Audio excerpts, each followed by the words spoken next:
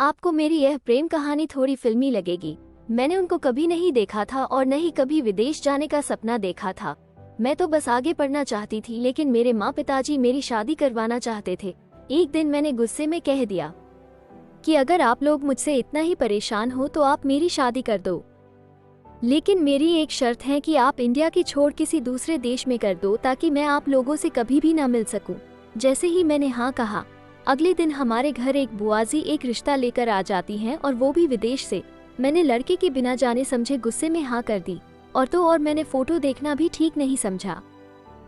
माता पिता ने बात आगे बढ़ाई तो पता चला कि लड़का एक डॉक्टर है जो कि हॉलैंड में रहता है। अगले सप्ताह लड़के वालों का फोन भी आ गया। मन में बहुत डर था कि एक तो लड़का डॉक्टर और मेरे से बिल्कुल भी अलग।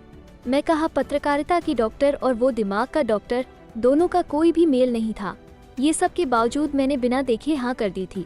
ये कुछ भी नहीं सोचा था कि वो कैसा होगा, काला गोरा या फिर लंगड़ा लुल्हा, फिर भी मैंने हाँ कर दिया था। मैंने सोचा कि अब तो ओखली में सिर दे ही दिया ही तो मुसलों से अब क्या डरना। एक दिन मैंने लड़के की माँ से फोन पर बात किया और फिर लड़के से बात किया।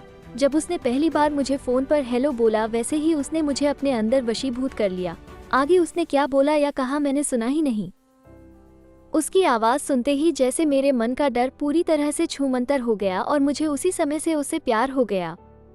फिर उसके बाद 6 महीने तक हम दोनों के बीच फ़ोन पर बात होती रही, लेकिन अभी तक हम दोनों के बीच कोई भी मुलाकात नहीं हुई। मई महीने में वो अपने भाई के साथ भारत आया, तभी हमारी सगाई की तारीख पक्की हो गई थी।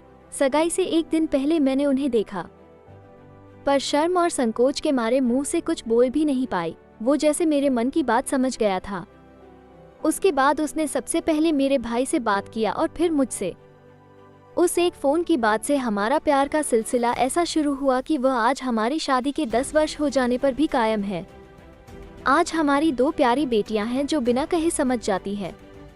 हम दोनों का जन्मदिन भी एक ही दिन है, इसलिए अभी तक हम यही मानते हैं कि शायद भगवान ने ही हमें 2 अलग अलग देशों में पैदा करके भी एक साथ रहने के लिए बनाया है। जो मैं माँ पापा से दूर जाने की बात कहती थी वो भी आज सच हो गया, और अब मैं अपने माँ पिता से कभी कभी ही मिल पाती हूँ, लेकिन पति और ससुराल से इतना सारा प्यार मिला है कि वहाँ की कमी कभी खलती नहीं है।